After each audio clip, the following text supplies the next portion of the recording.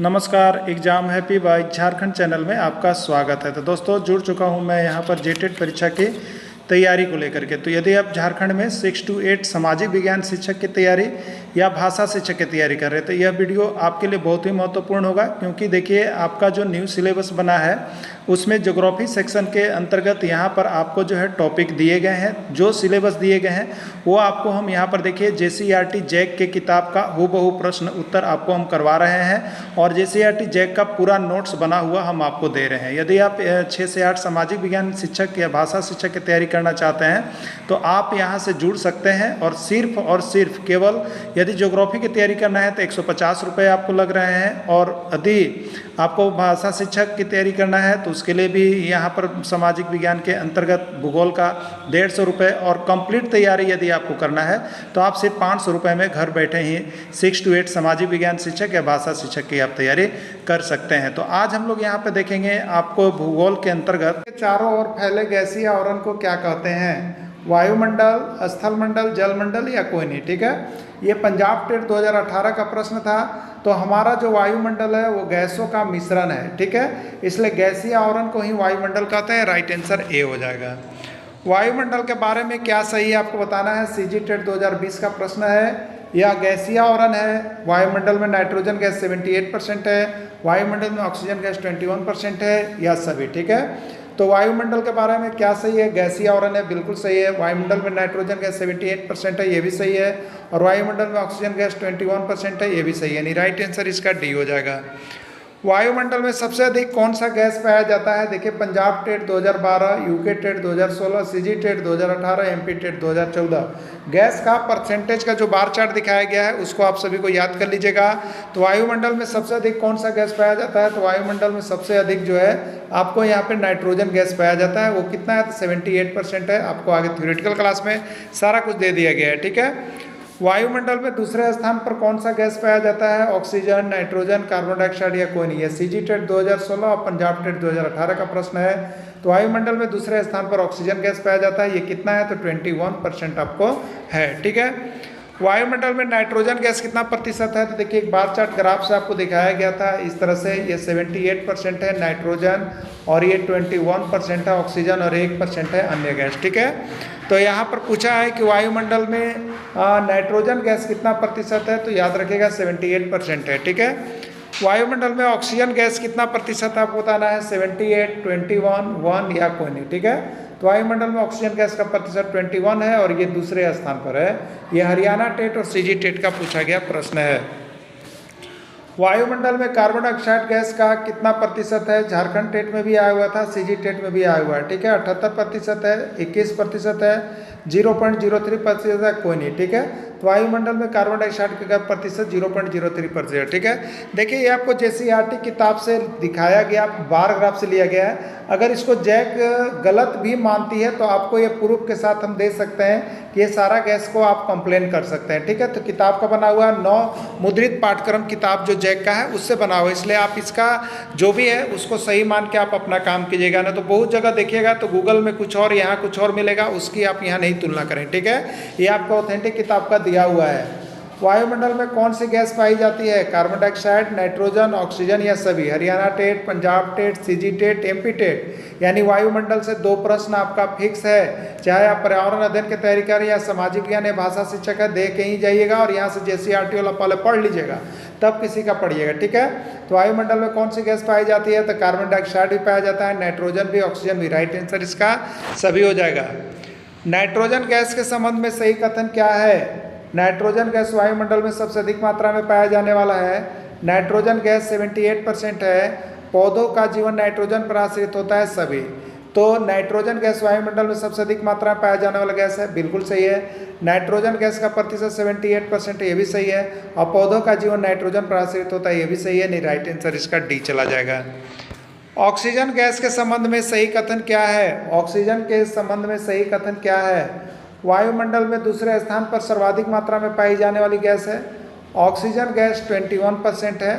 मनुष्य तथा पशु श्वसन के लिए ऑक्सीजन गैस पर निर्भर रहते हैं या उपयुक्त सभी। ठीक है, तो ऑक्सीजन गैस के संबंध में सही कथन क्या है? ये हरियाणा टेट 2018 और सीजी टेट 2014 का प्रश्न है। ठीक है, तो ये वायुमंडल में दूसरे स्थान पर पाया जाता है, बिल्कुल सही है। ऑक्सीजन गैस 21% है, ये भी सही है।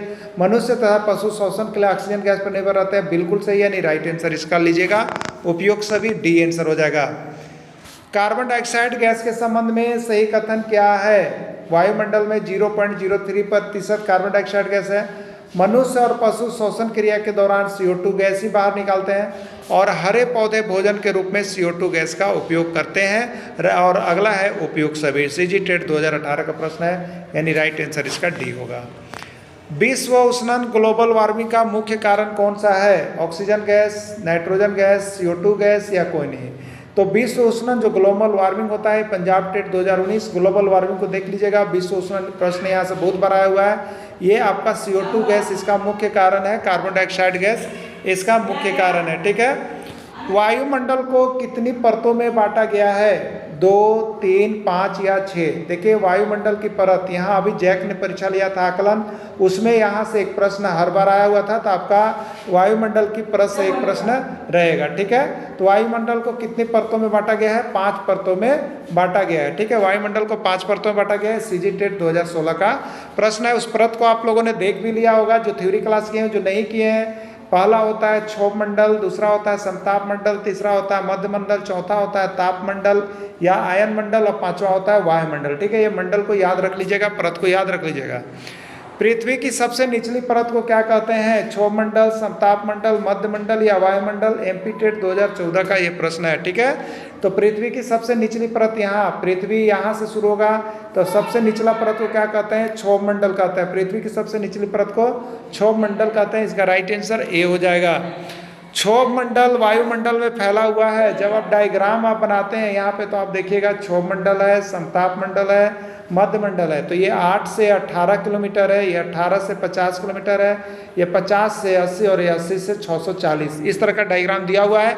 और थ्योरी क्लासेज में आपको पूरा करवाया गया है। अब थ्योरी क्लासेज इसको देखना नहीं भूलिएगा, और वायुमंडल का सारा नोट्स और PDF लेकर के पढ़ना नहीं भूलिएगा। चाहे आप जहाँ कहीं से भी तैयारी कर रहे हो, यहाँ से सारा नोट्स और PDF एक बार परीक्षा में जाने से पहले जरूर लेकर के पढ़ लीजिएगा। खाली आपका JCRT जैक की किताब पर है, प्रश्न कम है, आएगा ज़्यादा। ठीक है, किसी भी प्रकार से कंफ्यूज मत होइएगा। क्षोभ मंडल वायुमंडल में फैला हुआ है, तो कितना फैला हुआ है? 8 किलोमीटर से 18 किलोमीटर तक फैला हुआ है। मौसम सभी संबंधित घटनाएं किस मंडल में घटित होती है? बहुत बड़ा हुआ प्रश्न है, पंजाब टेट 2014 और झारखंड में भी पूछा गया है। क्षोभ मंडल, समताप मंडल, मध्य मंडल या वायुमंडल? तो मौसम संबंधी सभी घटनाएं जो है आपको क्षोभ मंडल में घटित होती है। ठीक है, कहाँ होती है? क्षोभ मंडल में घटित होती है। ओस, धुंध, कोहरा, बादल, मेघ, गर्जन, आंधी, तूफान संबंधी सभी घटनाएं किस मंडल में घटित होती है? क्षोभ मंडल, समताप मंडल, मध्य मंडल या ताप मंडल? ठीक है, ये पंजाब टेट 2013 और CG TET 2016, MP TET 2014, S TET 2015 का प्रश्न है। ठीक है, तो ये मौसम संबंधी घटनाएं हैं, और मौसम संबंधी सभी घटनाएं आपका जो है वो कहाँ पर घटित होती है? तो मौसम संबंधी सभी घटनाएं ये क्षोभ मंडल में ही घटित होती है। क्षोभ मंडल के ऊपरी परत को क्या कहते हैं? समताप मंडल, मध्य मंडल, आयन मंडल या वायुमंडल? ठीक है, ये हरियाणा टेट 2013 और सीजी टेट 2016 का प्रश्न है। ठीक है, तो ये आपका जो है क्षोभ मंडल के ऊपरी परत को क्या कहते हैं? तो क्षोभ मंडल के ऊपरी परत को हम लोग कहते हैं समताप मंडल। क्षोभ मंडल के ऊपरी परत को समताप मंडल के नाम से जाना जाता है। समताप मंडल की ऊंचाई कितनी है? 8 किलोमीटर से 18, 18 से 50, 18 से 640 या 50 से 80। ठीक है, तो क्षोभ मंडल का हो गया 8 से 18, अब 18 से 50 किलोमीटर हो गया इसका। ठीक है, समताप मंडल का, तो 18 से 50, इसका राइट आंसर बी हो जाएगा। कौन सा मंडल हवाई जहाज को उड़ने के लिए आदर्श माना जाता है? क्षोभ मंडल, समताप मंडल, मध्य मंडल या आयन मंडल? ये पंजाब टेट 2014 का प्रश्न है। ठीक है, तो कौन सा मंडल हवाई जहाज को उड़ने के लिए आदर्श माना जाता है? तो आपका होगा समताप मंडल, क्योंकि यहाँ मौसम साफ रहता है, इसलिए उड़ने के लिए आदर्श माना जाता है। कौन सी परत पृथ्वी पर आने वाली हानिकारक पराबैंगनी किरण से बचाती है? आयन परत, ओजोन परत, क्षोभ परत या कोई नहीं? ठीक है, तो हमारे समताप मंडल में एक परत पाई जाती है जिसको हम लोग कहते हैं ओजोन परत, और ये सूर्य की रोशनी से जो हानिकारक पराबैंगनी किरण आती है उससे हमारी रक्षा करती है। इसमें अभी जो है कि परत ये पतली हो जाती है, पतली होने के कारण यहाँ पर तापमान बढ़ जाएगा। ठीक है, तो राइट आंसर हो जाएगा ओजोन परत। क्या हो जाएगा? ओजोन परत। राजस्थान टेट 2013 का प्रश्न है। ओजोन परत का ह्रास होने का मुख्य कारण कौन सा गैस है? CNC gas, CFC gas, PCF gas या एनपीके गैस। ठीक है, तो ओजोन परत का ह्रास होने का मुख्य कारण सीएफसी गैस, जिसको हम लोग क्लोरोफ्लोरोकार्बन गैस कहते हैं। हरियाणा टेट 2012 का पूछा गया प्रश्न है। ठीक है, एसी रेफ्रिजरेटर से कौन सी गैस निकलती है? प्रश्न आया हुआ प्रश्न आपके झारखंड का, एक बार एग्जाम हुआ था जेटेट जैसा ही, जो एग्जाम को रद्द कर दिया गया था उसमें पूछा गया था। ठीक है, ये सीएफसी गैस है, सीएफसी गैस निकलती है, ओजोन परत को नुकसान पहुंचाते क्लोरोफ्लोरोकार्बन। राजस्थान टेट 2013 का प्रश्न है। समताप मंडल और ताप मंडल के बीच में कौन सी परत पाई जाती है? क्षोभ मंडल, आयन मंडल, वायुमंडल, कोई नहीं। तो क्षोभ मंडल, ताप मंडल, समताप मंडल और ताप मंडल के बीच में पाया जाता है, देखिए आपका मध्य मंडल। क्या पाया जाता है? मध्य मंडल। इसमें कोई भी ऑप्शन नहीं है, यानी राइट आंसर इसका डी हो जाएगा। होना आंसर चाहिए था मध्य मंडल। मध्य मंडल की ऊंचाई कितनी है? 8 किलोमीटर से 18, 18 से 50, 50 से 80, 80 से 640। ठीक है, आपका पहला होता है 8 से 18, दूसरा होता है 18 से 50, तीसरा हो जाएगा आपको 50 से 80। ठीक है, 50 से 80 हो जाएगा। 50 से 80 किस में? सी में है, सी इसका राइट आंसर हो जाएगा। मध्य प्रदेश शिक्षक पात्रता परीक्षा 2011 का पूछा गया प्रश्न है। अंतरिक्ष से आने वाले उल्कापिंड किस परत में जल उठते हैं? क्षोभ मंडल, समताप मंडल, मध्य मंडल या वायुमंडल। ठीक है, ये उत्तराखंड टेट 2012 का पूछा गया प्रश्न है। तो अंतरिक्ष से आने वाले उल्कापिंड जो है आपका मध्य मंडल में जल जाते हैं। संचार, रेडियो, टेलीफोन, संचार, रेडियो, टेलीफोन यानी सूचना संबंधी सभी घटनाएं किस मंडल में घटित होती है? सीजी टेट 2014 का प्रश्न है। क्षोभ मंडल, समताप मंडल, आयन मंडल या वायुमंडल। ठीक है, तो संचार से जुड़ी सभी घटनाएं आयन मंडल में घटित होती है। आयन मीन्स देखिए आई से इंफॉर्मेशन याद रखिएगा, इंफॉर्मेशन मीन्स सूचना होता है। ठीक है, या संचार होता है। तो संचार संबंधी सभी घटनाएं आयन मंडल में घटित होती है, या उसी को हम लोग क्या कहते हैं? ताप मंडल कहते हैं। ठीक है, उसी का दूसरा नाम ताप मंडल भी है, अलग अलग नहीं जाइएगा। ठीक है, वायुमंडल के सबसे ऊपरी परत को क्या कहते हैं? वायुमंडल के सबसे ऊपरी परत क्षोभ मंडल, समताप मंडल, मध्य मंडल, वायुमंडल। तो सबसे ऊपरी परत यानी सबसे बाहर हो गया, इसलिए उसका नाम है वायुमंडल। यूपी टेट 2012 का पूछा गया प्रश्न है। वायुमंडल के सबसे ऊपरी परत में कौन सी गैस पाई जाती है? हाइड्रोजन, हीलियम, हाइड्रोजन और हीलियम दोनों या कोई नहीं। हरियाणा टेट 2019 का प्रश्न है। ठीक है, तो वायुमंडल के सबसे ऊपरी परत में हाइड्रोजन और हीलियम दोनों गैसें पाई जाती है। रेडियो संचार संबंधी सभी घटनाएं किस मंडल में घटित होती है? क्षोभ मंडल, समताप मंडल, आयन या ताप मंडल, कोई नहीं। तो संचार संबंधी सभी घटनाएं आयन मंडल या उसी को ताप मंडल का, तो उसमें घटित होती है। सूर्य से दूरी के अनुसार 5वां स्थान पर कौन सा ग्रह आएगा? पृथ्वी आएगा, मंगल आएगा, बृहस्पति आएगा, शनि आएगा। बताइए, ये रटने की चीज़ नहीं है। रटना क्या था? तो रटना एक सीरीज था आपको, जैसे सूर्य बना करके जो हम दिए दूरी के अनुसार। तो दूरी के अनुसार पहला क्या था? बुध था, फिर बुध के बाद शुक्र था, फिर पृथ्वी था, फिर मंगल है, फिर क्या है? शनि है, फिर यूरेनस है और फिर नेपच्यून है। ठीक है, तो पहला कौन हो गया? सबसे निकट बुध। दूसरा कौन हो गया? शुक्र। तीसरा कौन हो गया? पृथ्वी। चौथा कौन हो गया? मंगल। फिर क्या हो गया? मंगल, फिर बृहस्पति हो गया, बृहस्पति हो गया। ठीक है, फिर बृहस्पति हो गया, फिर शनि, यूरेनस और अरुण हो गया ना। तो इसको जरूर देख लीजिएगा, आपको सीरीज बना के अब पूछते जाएगा। तो 5वां कौन हो जाएगा? बताइए। बुध, शुक्र, पृथ्वी, मंगल, बृहस्पति। 5वां कौन हो गया?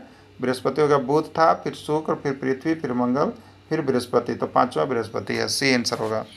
सूर्य के दूरी के अनुसार चौथा ग्रह कौन है? तो चौथा कौन आएगा बताइए? पहला बुध है, दूसरा शुक्र है, तीसरा पृथ्वी है, चौथा मंगल है। मंगल होगा, सी आंसर है, रट लीजिए उसको। जीवन के लिए सभी अनुकूल परिस्थितियां कहाँ किस ग्रह पर उपलब्ध है? बुध, शुक्र, पृथ्वी या सभी? हरियाणा टेट 2019 में पूछा गया प्रश्न है। तो जीवन के लिए सभी अनुकूल परिस्थितियां जो है आपका पृथ्वी पर उपलब्ध है। कहाँ है? पृथ्वी पर उपलब्ध है। अंतरिक्ष से देखने पर पृथ्वी किस रंग की दिखलाई पड़ती है? आपको बताना है। काला, पीला, नीला या हरा। यह पंजाब टेट 2016 का पूछा गया प्रश्न है।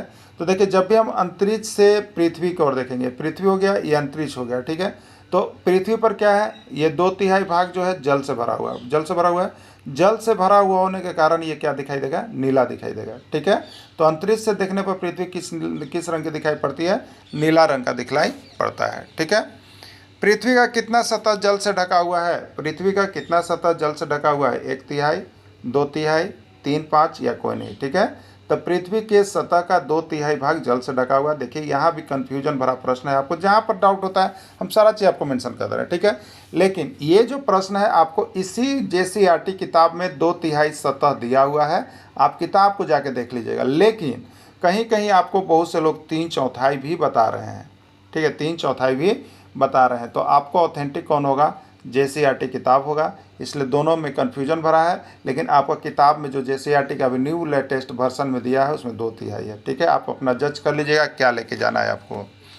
नीला ग्रह के नाम से किस ग्रह को जाना जाता है, पृथ्वी, शुक्र, मंगल या बृहस्पति। ठीक है, तो नीला ग्रह के नाम से पृथ्वी को जाना जाता है। उत्तराखंड टेट 2013 का पूछा गया प्रश्न है। ठीक है, पीला ग्रह के नाम से किस ग्रह को जाना जाता है, बुध, शुक्र, बृहस्पति या शनि। ठीक है, तो बृहस्पति को पीला ग्रह के नाम से जाना जाता है। थ्योरी क्लासेज में सभी रंग का सभी कलर आपको दे दिया गया है, वहाँ थ्योरी क्लासेज वाले PDF और वीडियो को देखना नहीं भूलिएगा। पंजाब टेट 2014 का प्रश्न है। पृथ्वी का एकमात्र उपग्रह का नाम बताइए, कौन सा है, बुध है, शुक्र है, शनि है, चंद्रमा है। ये हरियाणा टेट 2018 में पूछा गया प्रश्न था। तो पृथ्वी का एकमात्र उपग्रह कौन सा है, चंद्रमा है। पृथ्वी का एकमात्र उपग्रह चंद्रमा है।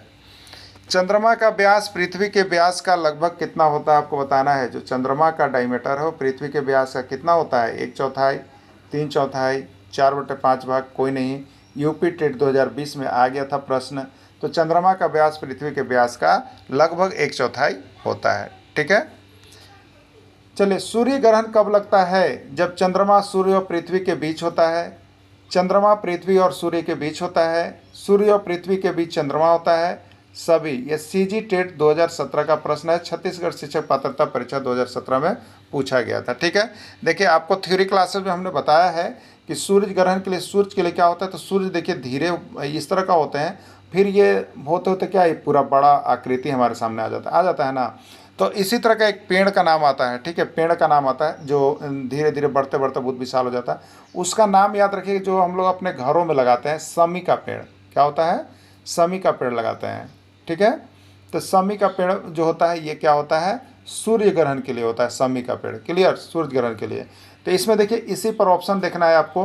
तो इसमें 4 ऑप्शन होता है, रटना नहीं है, चारों ऑप्शन इसमें से आप ढूंढिएगा। ठीक है, पहला हो सकता है कि जब चंद्रमा किसके बीच आ रहा है, तो सूर्य और पृथ्वी के बीच। या दूसरी भाषा में कहें तो चंद्रमा किसके बीच आ रहा था, पृथ्वी और सूर्य के बीच। या तीसरा इसमें कमेंट करेंगे तो सूर्य और पृथ्वी के बीच चंद्रमा आता है, या पृथ्वी और सूर्य के बीच चंद्रमा आ जाता है। इतनी ही चीज़ आप लिख सकते हैं। इसी से आपको जो है कि स्थेतिस बनाना है, सिर्फ समी का पेड़ से। किससे बनाना है, समी का पेड़ से। और इसी पर ऑप्शन आपको ढूंढना है, क्योंकि ऑप्शन 4 में से कोई भी कहीं भी कभी भी डाल देता है। बात समझ गया ना, तो उसको आप लोग देख लीजिएगा। तो यहाँ पर दे रहा है कि जब चंद्रमा सूर्य और पृथ्वी के बीच आ जाता है, तो ये चंद्रमा है किसके बीच आ रहा है, सूर्य और पृथ्वी के बीच आ रहा है। ठीक है, तो जब चंद्रमा सूर्य और पृथ्वी के बीच आ जाता है तो ये बिल्कुल सही हो जाता है। ठीक है, तो ये भी सही है, ये भी सही है, ये भी सही है, नहीं राइट आंसर का डी सभी होगा। CG टेट 2017 का प्रश्न है, आप सभी अवश्य देख लीजिएगा। ठीक है, चंद्र ग्रहण कब लगता है, आपसे पूछा जा रहा है। चंद्र ग्रहण कब लगता है, पृथ्वी सूर्य और चंद्रमा के बीच होता है, पृथ्वी चंद्रमा और सूर्य के बीच होता है, सूर्य और चंद्रमा के बीच पृथ्वी आ जाती है, उपयोग सभी। ठीक है, तो देखिए ये यूपी टेट 2018 और रेलवे वोलियो में देखिएगा, चाहे SSC में या JSSC में, तो भर के पूछा है। ठीक है, बहुत कंफ्यूज होते हैं लोग, लेकिन याद रखिएगा चंद्र ग्रहण के लिए आपको देखिए चंद्रमा किस आकार का होता है, अर्धाकार का होता है ना, जिस समय हम लोग इसको क्या कहते हैं, अमावस्या कहते होता है। तो ये अर्धाकार किस आकार का दिखता है, तो आप देखिए एक सब्जी होता है जिसको हम लोग कहते हैं सेम का सब्जी, सेम कहते हैं ना। तो इस सेमुआ को याद कर लीजिएगा, सेम। तो सेम कैसे लिखेंगे यहाँ पर, तो SEM लिखेंगे, SEM लिखेंगे। ठीक है, तो S का मतलब सन सूर्य होता है, E का मतलब अर्थ पृथ्वी होता है, M का मतलब मून चंद्रमा होता है। ठीक है, तो क्या होता है जब पृथ्वी जो है सूर्य और चंद्रमा के बीच आ जाता है। ठीक है, या कहेंगे पृथ्वी जो है चंद्रमा और सूर्य के बीच। देखिए घूम रहा है कैसे, और कह सकते हैं कि सूर्य और चंद्रमा के बीच पृथ्वी आ जाता है, या पृथ्वी और चंद्रमा और सूर्य के बीच पृथ्वी आ जाता है, यही ना है। तो इस तरह से चारों ऑप्शन में से आप यहाँ देखिएगा तो आपको दिया है कि पृथ्वी जो है सूर्य और चंद्रमा के बीच होता है, ये सही है। पृथ्वी चंद्रमा और सूर्य के बीच होता है, ये भी सही है। सूर्य और चंद्रमा के बीच पृथ्वी, ये भी सही है, यानी उपयुक्त सभी है। UP TET 2018। आप सेम पर जाकर के चारों ऑप्शन को बैठाने सीख जाइएगा, ठीक है। वहाँ से ऑप्शन ढूंढिएगा कि कौन सा ऑप्शन चारों में इसमें दिया हुआ है।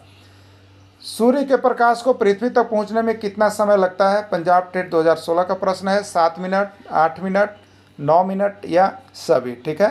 तो सूर्य के प्रकाश को पृथ्वी तक पहुंचने में 8 मिनट का समय लगता है। बहुत बार प्रश्न आया, बहुत ही MBVI प्रश्न है आपके, ठीक है। प्रकाश की गति कितनी है? प्रकाश की गति कितनी है आपको बताना है। 3 लाख किलोमीटर पर सेकेंड। कितनी है? 3 लाख किलोमीटर पर सेकेंड।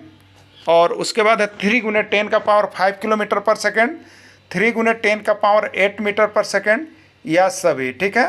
तो देखिए प्रकाश की गति के लिए देखिए कभी कुछ भी दे सकता है, इसको रटना नहीं है, आपको याद रखना है कि प्रकाश की जो गति होती है वो 3 और 5 माने 3 लाख किलोमीटर प्रति सेकेंड भी होगा, ठीक है, ये भी सही है। अब इसी को हम अगर यहाँ पर डायमेंशन में बदलेंगे तो 3 × 10 का कितना पावर होगा? 2 और 3 5, तो 10 का पावर 5 और 1 किलोमीटर प्रति सेकंड। उसी को दूसरा में लिखे तो ये भी सही होगा। उसी को तीसरा, अभी किलोमीटर में था, कभी कभी मीटर में देता है, ठीक है। तो देखिए 3 × 10 का पावर 5, एक किस में था? किलोमीटर में। अब 1 किलोमीटर में कितना होता है बताइएगा? 1000 मीटर होता है ना, तो 1000 और लिखेंगे। 1000 जब लिखेंगे तब किलोमीटर नहीं, अब मीटर पर सेकंड लिखाएगा। तो इसी को देखेंगे तो कैसे लिख सकते हैं? तो 3 × 10 का पावर 8 मीटर पर सेकंड। तो देखिए यहाँ पे सब कुछ आप समझ के जाइए। ये 3 लाख भी सही है, 3 × 10 का 5 पावर किलोमीटर प्रति सेकंड भी सही है, और 3 × 10 का पावर 8 मीटर प्रति सेकंड भी सही होगा। और कोई 3 पर 5 को 0 दे देगा तो वो भी सही होगा, याद रखिएगा, लेकिन ये मीटर पर सेकंड में होगा। क्लियर? तो ये चारों ऑप्शन में से कोई भी ऑप्शन आपको मिले सही होगा। देखिए बहुत जगह पूछा गया है, CG TET 2018, Punjab TET 2015, UP TET 2013 में पूछा गया है, ठीक है। चंद्रमा के प्रकाश को पृथ्वी तक पहुंचने में कितना समय लगता है? 1 मिनट, 1.3 सेकेंड, 2 मिनट, 4 मिनट, ठीक है। तो चंद्रमा के प्रकाश को पृथ्वी तक पहुंचने में 1 मिनट 3 सेकेंड का समय लगता है। 1 मिनट 3 सेकेंड का समय लगता है। ये उत्तराखंड टेट 2016 का पूछा गया प्रश्न है। मंगल और बृहस्पति ग्रह की कक्षाओं के बीच चक्कर लगाने वाले ग्रह को क्या कहते हैं? मंगल ग्रह, बृहस्पति ग्रह, क्षुद्र ग्रह या पृथ्वी ग्रह, ठीक है। ये बिहार टेट 2021 का प्रश्न है, ठीक है। तो मंगल और बृहस्पति ग्रह के कक्षाओं के बीच चक्कर लगाने वाले ग्रह को हम लोग क्या कहते हैं? क्षुद्र ग्रह के नाम से जानते हैं। इसको क्षुद्र ग्रह के नाम से याद रखिएगा, ठीक है। बौना ग्रह के नाम से किस ग्रह को जानते हैं? बुध, शुक्र, पृथ्वी या प्लेटो? तो ठीक है, बौना ग्रह के नाम से हम लोग किसको जानते हैं? प्लूटो को। पंजाब टेट 2012 में पूछा गया था। प्लेटो को अब ग्रहों की श्रेणी से हटा दिया गया है, इसलिए ग्रहों की संख्या 8 हो गई है, नहीं तो प्लेटो को लेकर के ग्रहों की संख्या 9 थी। देखिएगा यहाँ पर जो PDF बना हुआ है उसमें 38 नंबर पर 2 प्रश्न आ गया है, तो आपको कंफ्यूज नहीं होना है। आपका जो PDF दिया है उसमें हमने लिख दिया है कि पहले 38 वाला का प्रश्न का आंसर जो है D है और दूसरे 38 वाला प्रश्न का आंसर आपका दूसरा है, इसलिए आप लोग कंफ्यूज में। आपको PDF में नोट्स में लिखा हुआ है। किस ग्रह का कोई उपग्रह नहीं है? बुध, शुक्र दोनों कोई नहीं, ठीक है। तो याद रखिएगा बुसु सर, क्या रखिएगा? बुसु सर, यानी बुध से बुध और सर से शुक्र, और बुध और शुक्र ग्रह का कोई भी उपग्रह नहीं होता है। इनके उपग्रहों की संख्या 0 है, ठीक है। ग्रह के चारों ओर परिक्रमा करने वाले खगोलीय पिंड को क्या कहते हैं? क्षुद्र ग्रह, तारा, उपग्रह या साइरस? यूपी टेट 2017 का प्रश्न है। तो ग्रहों के चारों परिक्रमा करने वाले खगोलीय पिंड को हम लोग उपग्रह कहते हैं, ठीक है। देखिए आपको बता देते हैं कि आप बहुत सारे किताब ले होंगे, ये हम जानते हैं, बहुत सारे किताब पढ़ रहे हैं, लेकिन यहाँ से जो JCERT किताब को पढ़ेंगे उन्हीं का जो है JTET निकल पाएगा, ठीक है। इसलिए आप ज़्यादा आल जाल किताब को नहीं पढ़ना है, बहुत सारे प्रश्नों को नहीं देखना है। जो आपको JCERT किताब प्रश्न बनता है उसी को कवर अप करना है, और ये प्रश्न बहुत कम बनते हैं, बहुत कम बनते हैं, ठीक है। तो आप JCERT का नोट्स एग्जाम में जाने से पहले 2 दिन 4 दिन भी समय बचा हुआ है, तो वहाँ से हर सब्जेक्ट का कवर करके ही जाइएगा, और आपको हर चीज़ का नोट्स यहाँ पे बना दिया गया, हैंड रिटेन नोट्स, जिसको PDF के माध्यम से आपको यहाँ पर प्रोवाइड किया जाएगा, ठीक है। तो आप सभी जरूर जुड़े और जरूर तैयारी करें। सौरमंडल का सबसे बड़ा उपग्रह कौन है? सौरमंडल का सबसे बड़ा उपग्रह कौन है? ये MP टेट 2018 का पूछा गया प्रश्न है। गैनीमेड, टाइटन, फोमोस या डीमोस, ठीक है। तो सौरमंडल का सबसे बड़ा उपग्रह जो है गैनीमेड है, और ये बृहस्पति का उपग्रह है। प्लूटो ग्रह को अब किस ग्रह की श्रेणी के नाम से जाना जाता है? प्लूटो ग्रह को अब किस ग्रह के नाम से जाना जाता है? लंबा ग्रह, बौना ग्रह, छोटा ग्रह या कोई नहीं, ठीक है। तो प्लूटो ग्रह को अब बौना ग्रह के नाम से जाना जाता है, ठीक है। किस ग्रह के? बौना ग्रह के नाम से जाना जाता है, ठीक है। प्लूटो को ग्रह की श्रेणी से कब हटा दिया गया? तो 2004 ईस्वी में, 2005 ईस्वी में, 2006 ईस्वी में, 2008 ईस्वी में। हरियाणा टेट में पूछा गया प्रश्न था। तो प्लूटो के ग्रहों की श्रेणी से 2006 ईस्वी में आयुसीन की मीटिंग हुई। उस मीटिंग में इसको जो है ग्रह के जो होना चाहिए था अनुसार, उसके अनुसार नहीं पाया गया, जिसके कारण इसको बौना ग्रह की श्रेणी में डाला गया और इसको हटा दिया गया है। ठीक है। पृथ्वी का अध्ययन किया जाता है किसमें? पृथ्वी का अध्ययन किया जाता है जियोलॉजी में, जियोमेट्री में, जियोइड में या कोई नहीं में। ठीक है। यूपी टेट 2019 का ये प्रश्न होगा। तो पृथ्वी का अध्ययन जो होता है वो आपको जियोलॉजी में किया जाता है, यानी जियोलॉजी जो सब्जेक्ट पढ़ते हैं उसमें पृथ्वी का अध्ययन किया जाता है। पृथ्वी का मापन किया जाता है जियोलॉजी में, जियोमेट्री में, ज्योग्राफी में या कोई नहीं। ये एमपी टेट 2018 का प्रश्न है। तो पृथ्वी का जो मापन किया जाता है वो आपको ज्योमेट्री में किया जाता है। किसमें किया जाता है? ज्योमेट्री में पृथ्वी का मापन किया जाता है। जब पृथ्वी सूर्य और चंद्रमा के बीच आ जाता है तो कौन सा ग्रहण लगता है? सूर्य ग्रहण, चंद्र ग्रहण, क्षुद्र ग्रहण या कोई नहीं। ठीक है। तो देखिए, जब कैसे पूछ रहा है, पृथ्वी सूर्य और चंद्रमा के बीच, तो सूर्य बनाइए और चंद्रमा बनाइए, उसके बीच पृथ्वी है, तो ये सेम हो गया। तो सेम का हम कहाँ बताया था कौन ग्रहण होता है? सेम ही चंद्र का आकार का होता है, इसलिए चंद्र ग्रहण हो गया। तो ये चंद्र ग्रहण हो गया। क्लियर। चलिए अगला देखिए, जब चंद्रमा सूर्य और पृथ्वी के बीच आ जाता है, बनाइए डायग्राम। जब चंद्रमा सूर्य और पृथ्वी के बीच, तो सूर्य और पृथ्वी के बीच चंद्रमा, तो क्या हुआ? समी। तो समी किसका होता है? सूर्य के आकार का, तो ये सूर्य ग्रहण हो गया। ठीक है। इसी तरह से इसको देख लीजिएगा, दूरी के अनुसार सबसे बड़ा ग्रह कौन है? दूरी के अनुसार सबसे बड़ा ग्रह कौन है? ठीक है। दूरी के अनुसार सबसे बड़ा ग्रह कौन है आपको बताना है। ठीक है। देखिए, यहाँ दूरी के अनुसार नहीं, ये दूरी के अनुसार जो है यहाँ पे आपका, अगर वैसे देखेंगे हम लोग, तो ये दूरी के अनुसार सबसे बड़ा ग्रह जो हो जाएगा वो आपका, तो हम लोग सूर्य लेते हैं, सूर्य के दूरी के अनुसार, तो ये बुध हो गया, शुक्र हो गया, पृथ्वी हो गया, मंगल हो गया। लेकिन यहाँ आकार के अनुसार सबसे बड़ा ग्रह होता है। ठीक है। ये प्रश्न थोड़ा सा कन्फ्यूज कर गया है, ये आकार के अनुसार होना चाहिए। तो आकार के अनुसार सबसे बड़ा ग्रह किसको माना जाता है? बृहस्पति को माना जाता है। ठीक है। किसको माना जाता है? बृहस्पति को माना जाता है। अगर दूरी के अनुसार देखिएगा तो यहाँ पर ये शुक्र में जाएगा। ठीक है। लेकिन ये यहाँ पर मेन रूप से आकार के अनुसार, दूरी के अनुसार दूसरा पूछा, हमने ध्यान नहीं दिया, दूसरा सबसे बड़ा ग्रह कौन होता है? तो दूरी के अनुसार क्या होता है? सबसे पहला बुध, उसके बाद होता है शुक्र, फिर पृथ्वी, मंगल। ठीक है। तो यहाँ पर दूसरा हमने ध्यान नहीं दिया था इसलिए। लेकिन आकार के अनुसार पूछता है तो बृहस्पति, और दूरी के अनुसार दूसरा पूछ रहा है तो बुध, उसके बाद शुक्र है, शुक्र होगा। राइट आंसर इसका ई नंबर हो जाएगा। ये UK TET 2016, Punjab TET 2013, Haryana TET 2019 का पूछा गया प्रश्न है। किस ग्रह के उपग्रहों की संख्या शून्य है? बुध, बृहस्पति, शनि या सभी? ठीक है। किसका है? बिहार टेट 2022 और सीजी टेट 2016 पूछा गया किस ग्रह के उपग्रहों की संख्या शून्य है। तो हम लोग याद किए थे अभी बुसु सर, यानी बुध का और शुक्र का। तो इसमें ऑप्शन ए का आया है बुध, इसलिए बुध का उपग्रह संख्या शून्य है। राइट आंसर इसका ए हो गया। चंद्रमा किसका उपग्रह है आपको बताना है? सूर्य का, पृथ्वी का, मंगल का, शुक्र का। ये यूपी टेट 2022 और उत्तराखंड टेट 2021 में पूछा हुआ था। ठीक है। तो चंद्रमा किसका उपग्रह है आपको बताना है? तो चंद्रमा जो है वो पृथ्वी का एकमात्र उपग्रह है। अगला, अंतरिक्ष यात्री को अंतरिक्ष किस रंग का दिखाई पड़ता है? किस रंग का दिखाई पड़ता है? काला, पीला, हरा, नीला। Punjab TET 2019, CG TET 2017, UP TET 2018। ठीक है। तो अंतरिक्ष यात्री को, अंतरिक्ष मतलब ये अंतरिक्ष यात्री है, अभी अंतरिक्ष से नहीं देख रहे हैं, अंतरिक्ष से देख रहे हैं आकाश की ओर। ठीक है। तो अंतरिक्ष यात्री को अंतरिक्ष कैसा दिखाई देगा? जब ऊपर की ओर देखेंगे तो कैसा दिखाई पड़ता है? काला। और अंतरिक्ष यात्री जब नीचे की ओर दिखाई देगा तो कैसा? पृथ्वी पर देखेंगे तो कैसा? नीला है। दोनों देखिए कंफ्यूज वाला प्रश्न है, याद रखिएगा। अंतरिक्ष यात्री जब अंतरिक्ष की ओर देखेंगे तो काला, और जब अंतरिक्ष से पृथ्वी की ओर देखेंगे तो नीला। क्लियर हो रहा है आप लोगों को ना? तो याद रखिएगा, नहीं तो काला वाला नीला और नीला वाला काला मार के आ जाइएगा।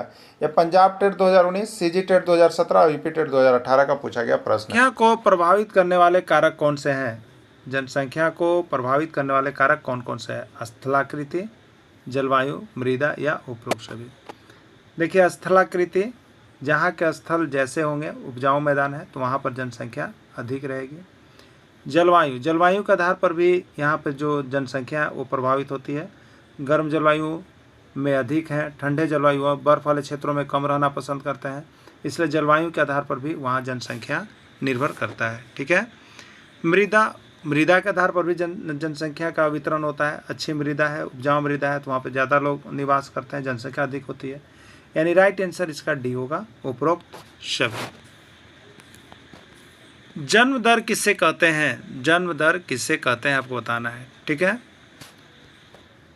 पहला है प्रति 1000 में जीवित जन्म लेने वाले बच्चों की संख्या को, प्रति 100 में जन्म लेने वाले बच्चों की संख्या को, प्रत्येक 1000 में मरने वाले बच्चों की संख्या को, डी कोई नहीं। ठीक है, तो जन्म दर क्या होता है? प्रति 1000 में जितने बच्चे जीवित जन्म लेते हैं उन्हीं को जन्म दर हम लोग कहते हैं। जैसे 1000 बच्चा जन्म लिया, उसमें अगर 800 बच्चे जिंदा रहते हैं तो ये जन्म दर 8 है। ठीक है, तो 1000 बच्चा में जितना जीवित बच्चा जन्म लेता है उसी को जन्म दर हम लोग कहते हैं। ठीक है, उसी को जन्म दर कहते हैं। राइट आंसर इसका ए ही हो जाएगा। तो प्रति 1000 में जन्म लेने वाले जीवित बच्चों की संख्या को जन्म दर और प्रति 1000 में मरने वाले बच्चों की संख्या को मृत्यु दर कहा जाता है। ठीक है, चलिए नेक्स्ट प्रश्न है, मृत्यु दर किसे कहते हैं? प्रति 1000 व्यक्तियों में मृतकों की संख्या को, प्रति 1000 में जीवित बच्चों की संख्या को, प्रति 100 में जीवित जन्म लेने वाले बच्चों की संख्या को, या कोई नहीं। ठीक है, तो मृत्यु दर किसे कहते हैं? तो प्रति 1000 व्यक्तियों में मृतकों की संख्या को मृत्यु दर के नाम से जानते हैं। ठीक है, प्रवास किसे कहते हैं? प्रवास किसे कहते हैं आपको बताना है। किसी विशेष क्षेत्र में लोगों के आने जाने को प्रवास कहते हैं। सदैव एक ही स्थान पर रहने वाले लोगों को प्रवास कहते हैं। ए और बी दोनों, या कोई नहीं। ठीक है, तो देखिए प्रवास क्या है? कहीं से आना, कहीं से जाना। ये विशेष क्षेत्र में लोग आते हैं या जाते हैं, ये आने जाने की क्रिया को हम लोग प्रवास कहते हैं। राइट आंसर ए होगा। सदैव एक ही स्थान पर रहने वाले लोगों को क्या कहते हैं? आवासीय कहते हैं। ठीक है, या स्थानीय कहते हैं, या अस्थायी कहते हैं। ए और बी दोनों, कोई नहीं। तो इसका राइट आंसर ये होगा, किसी विशेष क्षेत्र में लोगों के आने जाने को प्रवास कहते हैं। लोग यहाँ से प्रवास कर जाते हैं दूसरे जगह जाकर रह जाते हैं, वो प्रवास हो गया। एक क्षेत्र से दूसरे क्षेत्र आना जाना प्रवास है। किन कारणों से देश के अंदर बड़ी संख्या में लोग ग्रामीण क्षेत्र से शहरी क्षेत्र की ओर पलायन कर रहे हैं? बताइएगा। रोजगार के, शिक्षा, स्वास्थ्य सुविधा, या उपयोग सभी। ठीक है, तो देखिए देश के अंदर बड़ी संख्या में लोग ग्रामीण क्षेत्र से शहरी क्षेत्र की ओर पलायन कर रहे हैं, जा रहे हैं। इसका कारण क्या है? रोजगार। बहुत ही सही बात है, यह सही आंसर है। रोजगार की तलाश में लोग ग्रामीण क्षेत्र से निकल के शहरों की ओर जा रहे हैं, जिससे कि उनको रोजी रोटी चल सके, रोजगार मिल सके। शिक्षा, देखिए आपको सामान्य शिक्षा तो देहात में, ग्रामीण क्षेत्र में मिल जाती है, लेकिन उच्च शिक्षा लेने के चलते लोग शहरों की ओर पलायन कर रहे हैं, ग्रामीण क्षेत्र से शहरों की ओर पलायन कर रहे हैं। ठीक है, स्वास्थ्य सुविधाएं, शहरों में स्वास्थ्य की सुविधाएं बहुत कम है। देखिए सरकार को तो ये होना चाहिए था कि स्वास्थ्य सुविधाओं के लिए डॉक्टरों को बैन लगा दें, कि जब भी वे डॉक्टर बने प्रारंभ में तो 5 साल की सेवा जो है, 5 साल की सेवा उनको ग्रामीण क्षेत्र में देना होगा। ठीक है, इससे क्या होगा? तो जो ग्रामीण क्षेत्र है वहाँ जनसंख्या रहेगी, क्योंकि उनको स्वास्थ्य सुविधाएं वहाँ पर डॉक्टरों की तरफ से मिलेगी। लेकिन यही चीज़ बैन नहीं है, इसलिए डॉक्टर लोग कहाँ रहते हैं? ज़्यादा शहरों की ओर रहते हैं, और लोगों का उन्मुखीकरण कहाँ हो रहा है? तो शहर की ओर लोग पलायन कर रहे हैं। तो राइट आंसर क्या होगा? उपयुक्त सभी, यानी ये सभी इसके राइट आंसर होंगे। देश में आने वाले लोगों को क्या कहते हैं? देश में आने वाले लोग को क्या कहते हैं? उत्प्रवासी, प्रवासी, अप्रवासी, निवासी। देश में आने वाले लोग, ठीक है, देश में आने वाले लोग अप्रवासी, निवासी जो वहीं पे निवास करते हैं, प्रवासी जो वहीं जाते, और एक उत्प्रवासी। 2 चीज़ जानना है, उत्प्रवासी और प्रवासी। तो जो लोग अपने देश को छोड़ कर जाते हैं, प्रश्न पूछेगा, जो लोग अपने देश को छोड़ कर जाते हैं तो उसको उत्प्रवासी कहते हैं, और जो लोग अपने देश में आ रहे हैं उसको हम लोग अप्रवासी कहते हैं, अप्रवासी। ठीक है, अगला है, वे लोग जो देश छोड़कर चले जाते हैं क्या कहलाते हैं? कुछ लोग जो है अपने देश को छोड़कर चले जा रहे हो, क्या कहलाएंगे? अप्रवासी, उत्प्रवासी, देशी, या निवासी। ठीक है, अप्रवासी तो लोग अपने यहाँ जो आन जान कर रहे हैं वो अप्रवासी है। उत्प्रवासी जो अपना देश ही छोड़कर चला गया। ठीक है, तो जो देश छोड़कर चला गया उत्प्रवासी। देशी जो अपना देश का रहता है। निवासी जो एक स्थान पर रहता है। ठीक है, तो इसका राइट आंसर क्या होगा? उत्प्रवासी, जो लोग अपने देश को छोड़कर चले जाते हैं। ठीक है, किन स्तरों पर लोग एक दूसरे से भिन्न होते हैं? तो देखिए हर एक आदमी एक दूसरे से अलग अलग होता है। वो आयु के आधार पर हो सकता है। मान लीजिए कि आपकी आयु कम है, आपके पार्टनर की आयु अधिक है, तो वो आपसे क्या होगा, स्तर पर भिन्न होगा। लिंग के आधार पर महिला पुरुष लिंग के आधार का स्तर भिन्न होता है। साक्षरता के आधार पर कोई शिक्षित है, कोई अशिक्षित है, तो ये लोग एक दूसरे से भिन्न होंगे। व्यवसाय के आधार पर विभिन्न लोग, व्यवसाय के आधार पर भी उनका स्तर अलग अलग होता है। ठीक है, स्तर अलग अलग होता है, व्यवसाय के आधार पर स्तर अलग होता है।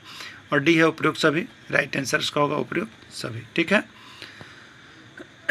जनसंख्या संगठन का अध्ययन करने की रुचिकर विधि क्या है?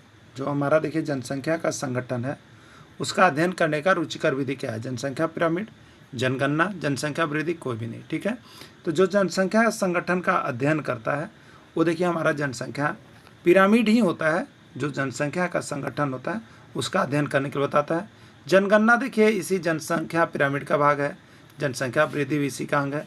इसलिए जनसंख्या संगठन का अध्ययन करने वाला जो होता है वो जनसंख्या पिरामिड होता है। ठीक है। अपनी आवश्यकता के अनुरूप किस प्रकार के लोग अपने संसाधन का विकास कर सकते हैं? अपनी आवश्यकता के अनुरूप कौन से लोग हैं जो अपने संसाधन का विकास कर सकते हैं? कौन से लोग? स्वस्थ लोग, शिक्षित लोग, अभिप्रेरित लोग या सभी? तो देखिए आपके पास कोई भी संसाधन है, उसका आपको विकसित करना है, तो उसके लिए स्वास्थ्य बहुत ही ज़रूरी है। अगर आप स्वस्थ हैं तभी आप अपने संसाधन का विकास बहुत अच्छी तरह से कर सकते हैं। शिक्षित हैं तो संसाधनों का विकास करने के लिए आपको शिक्षित होना भी जरूरी है। और अभिप्रेरित, मान लीजिए आप स्वस्थ भी है, शिक्षित भी है, लेकिन आपके अंदर प्रेरणा है ही नहीं, तो भी आप अपने संसाधनों का विकास अच्छा तरह से नहीं कर सकते हैं। यानी स्वस्थ भी होना चाहिए, शिक्षित भी होना चाहिए और उसके लिए उसको अभिप्रेरित भी होना चाहिए, तभी जा कर के यह जो होता है आपको प्रेरणा होती है। यानी राइट आंसर डी इसका सभी होगा। तो अपनी आवश्यकता के अनुरूप किस प्रकार के लोग अपने संसाधनों का विकास कर सकते हैं? तो स्वस्थ लोग भी करेंगे, शिक्षित लोग भी करेंगे, अभिप्रेरित लोग भी करेंगे। यानी राइट आंसर इसका डी होगा। सभी ऐसे लोग जो है वो सभी लोग यहाँ पर संसाधन का विकास कर पाएंगे। जनसंख्या घनत्व को किस प्रकार व्यक्त किया जाता है? प्रति वर्ग किलोमीटर में, प्रति वर्ग मीटर में, प्रति वर्ग सेंटीमीटर में, प्रति वर्ग लीटर में। ठीक है। देखिए जो जनसंख्या का घनत्व है वो क्या होता है, इसका परिभाषा, तो प्रति 1 किलोमीटर या प्रति वर्ग किलोमीटर में रहने वाले लोगों की संख्या को जनसंख्या का घनत्व कहते हैं। ठीक है। तो जनसंख्या के घनत्व को किस प्रकार व्यक्त किया जाता है? तो प्रति वर्ग किलोमीटर में जनसंख्या के घनत्व को व्यक्त किया जाता है। यानी 1 वर्ग किलोमीटर में रहने वाले लोगों की संख्या को जनसंख्या का घनत्व कहते हैं। निम्न में से अधिक घने बसे क्षेत्र कौन से हैं? एंडीज पर्वत, आल्प्स पर्वत, गंगा का मैदानी क्षेत्र या हिमालय क्षेत्र। ठीक है। देखिए एंडीज पर्वत, आल्प्स पर्वत, ये सभी पर्वत हैं। ठीक है। आल्प्स पर्वत यूरोप में, एंडीज पर्वत दक्षिण अमेरिका में। तो ये पर्वतीय क्षेत्रों में जनसंख्या जो है क्या होगी, विरल होगी, घना नहीं होगा। पर्वत पर जनसंख्या होगा लेकिन बहुत कम होगा, तो विरल होगा। अब है गंगा का मैदानी क्षेत्र, तो देखिए मैदानी क्षेत्र या स्थलीय क्षेत्र जहाँ भी होगा वहाँ पर जनसंख्या बहुत अधिक निवास करेगी। और गंगा का मैदानी क्षेत्र, तो गंगा का मैदानी क्षेत्र कहाँ पड़ता है? तो उत्तर प्रदेश में पड़ता है, उत्तर प्रदेश में। तो उत्तर प्रदेश की जनसंख्या तो सबसे अधिक है, तो मैदानी क्षेत्रों में जनसंख्या सबसे अधिक निवास करती है, इससे इसका राइट आंसर होगा गंगा का मैदानी क्षेत्र। हिमालय क्षेत्र नहीं होंगे, ये पर्वतीय क्षेत्र है जो भारत नेपाल में भी पड़ता है। तो ये ए, बी और डी गलत हैं। राइट आंसर होगा गंगा का मैदानी क्षेत्र, जहाँ पर जनसंख्या सबसे अधिक प्रकार की क्रिया में शामिल है। उत्तराखंड टेट 2014 में पूछा गया था। प्राथमिक क्रिया, द्वितीयक क्रिया, तृतीयक क्रिया या कोई नहीं। ठीक है। प्राथमिक क्रिया में हमें प्रकृति से जो मिलता है, प्रकृति के खनन से जो मिलता है, वे सभी प्राथमिक क्रिया में होती है। तो एल्युमिनियम हमें प्रकृति से नहीं मिलता है, बल्कि एल्युमिनियम के लिए कच्चा पदार्थ, एल्युमिनियम के लिए कच्चा पदार्थ कौन होता है आपको पता होगा, बॉक्साइट होगा। कौन होगा? बॉक्साइट। ये हमें उत्खनन के फलस्वरूप प्रकृति से ये मिलता है बॉक्साइट। तो बॉक्साइट क्या होगा? बॉक्साइट हमें प्रकृति से मिलता है, ये प्राथमिक क्रिया है। लेकिन बॉक्साइट को फैक्ट्री में ले जाकर के एक निश्चित तापक्रम पर गर्म करने पर एल्युमिनियम का निर्माण होता है।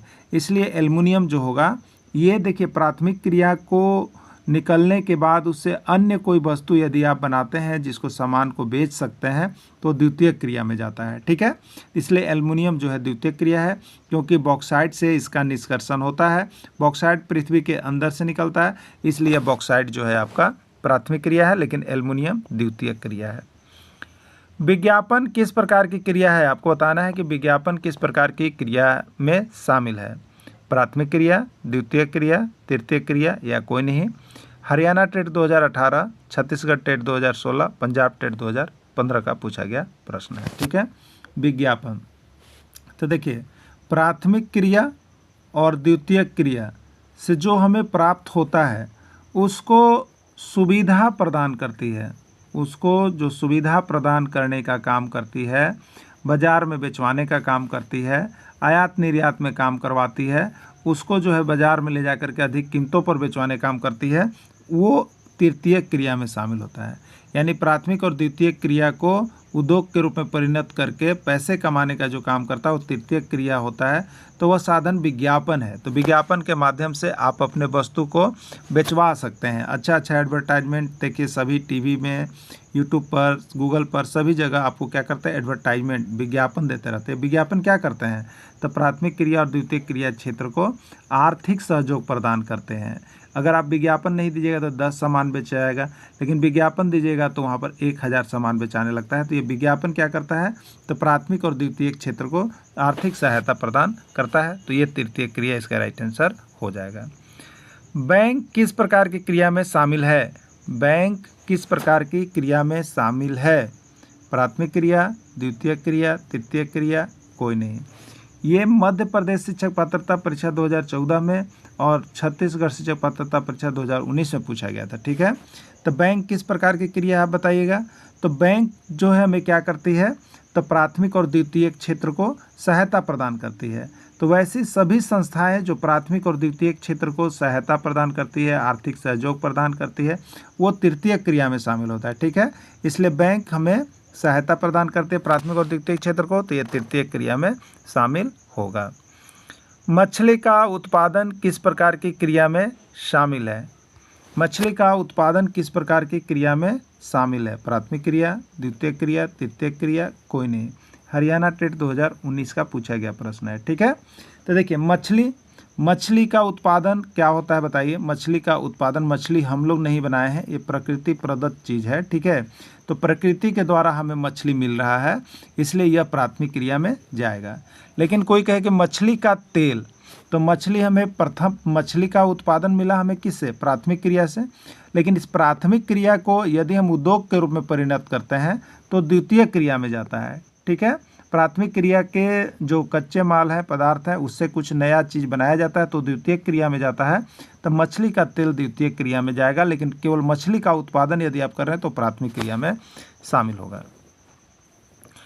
सब्जियों एवं फलों का उत्पादन, सब्जियों एवं फलों का उत्पादन किस प्रकार की क्रिया में शामिल है? उत्तर प्रदेश शिक्षक पात्रता परीक्षा 2018 का पूछा गया प्रश्न है। प्राथमिक क्रिया में शामिल है, द्वितीयक क्रिया में शामिल है, तृतीयक क्रिया में शामिल है या कोई नहीं। ठीक है, तो देखिए, जो हमें सब्जी या फल हमें मिलते हैं, सब्जी या फल बताइए, आप उसमें क्या करते हैं? तो आप सिर्फ बीज डालते हैं, लेकिन ये उपजता कैसे है? तो ये बीज से। तो ये बीज क्या है? प्रकृति प्रदत्त चीज़ है। तो प्रकृति के द्वारा जो हमें सब्जियां, फलों इत्यादि जो मिलती है वो प्राथमिक क्रिया में शामिल होती है। तो राइट आंसर इसका ए होगा, प्राथमिक क्रिया हो जाएगा।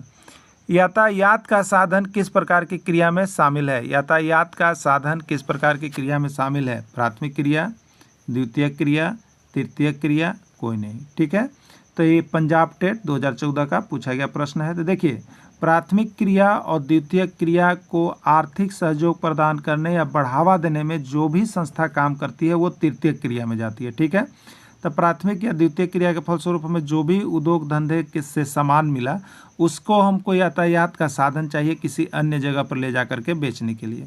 तो ये यातायात का साधन सहयोग करते हैं प्राथमिक और द्वितीयक क्रिया को, इसलिए यह चला जाएगा तृतीयक क्रिया में। ठीक है, किस में चला जाएगा? तृतीयक क्रिया में। संचार सेवा किस प्रकार की क्रिया में शामिल है? हरियाणा टेट 2013 का प्रश्न है। संचार सेवा किस प्रकार की क्रिया में शामिल है? प्राथमिक क्रिया, द्वितीयक क्रिया, तृतीयक क्रिया, कोई नहीं। ठीक है, तो संचार जो आपको कम्युनिकेशन है वो क्या करता है, तो प्राथमिक और द्वितीयक क्रिया के क्षेत्र को आर्थिक सहयोग प्रदान करता है, आगे बढ़ाने का काम करता है, इसलिए यह तृतीयक क्रिया में जाएगा। संचार सेवा जितनी भी चीज़ें हैं द्वितीयक क्रिया में शामिल है। इसमें कौन द्वितीयक क्रिया में शामिल है आपको बताना है। राजस्थान टेट 2014 का पूछा गया प्रश्न है। कृषि, सेव का सिरका, मछली का उत्पादन, कोई नहीं। ये कृषि क्या होता है बताइए, प्रकृति प्रदत्त होता है, प्रकृति से हमें कृषि की प्राप्ति होती है, इसलिए यह क्या है, प्राथमिक क्रिया है। सेव का सिरका, देखिए सेव हमें जो मिलता है वो पेड़ से मिलता है, ठीक है, और ये प्रकृति प्रदत्त होगा, तो सेव प्राथमिक क्रिया में जाएगा। लेकिन सेव के बाद अगर हम उसमें कुछ भी आधुनिक तकनीकी से मनुष्य अपने कृत्रिम तरीका से कुछ भी बनाता है तो द्वितीयक क्रिया में जाता है। तो सेव है और सेव का सिरका बनाया गया, इसलिए ये सेव का सिरका द्वितीयक क्रिया में जाएगा। मछली प्राकृतिक उत्पादन है, प्रकृति प्रदत्त है, इसलिए मछली जो है प्राथमिक क्रिया में जाएगा। राइट आंसर इसका बी हो जाएगा, सेव का सिरका। कृषि का संबंध किसके उत्पादन से है? कृषि का संबंध किसके उत्पादन से है? एग्रीकल्चर, सेरीकल्चर, पिसीकल्चर, कोई नहीं। मध्य प्रदेश शिक्षक पात्रता परीक्षा 2016 का पूछा गया प्रश्न है, ठीक है। तो कृषि से जुड़ा हुआ जो शब्द है वो है आपका देखिए एग्रीकल्चर, यानी एग्रीकल्चर का जो संबंध है वो आपका कृषि कार्य से है। मछली पालन का संबंध है, मछली पालन का संबंध किससे है आपको बताना है। सेरीकल्चर, पिसीकल्चर, एपीकल्चर, फ्लोरिकल्चर, ये उत्तराखंड टेट 2018 में पूछा गया प्रश्न है, ठीक है। तो सेरीकल्चर का संबंध, इसके पहले जो नोट्स आपको हमने दिया है उस नोट्स में ये सारी चीज़ें का डिटेल्स दे दिया गया है, इसलिए आप लोग नोट्स यहाँ से लेकर के जरूर पढ़ा कीजिए।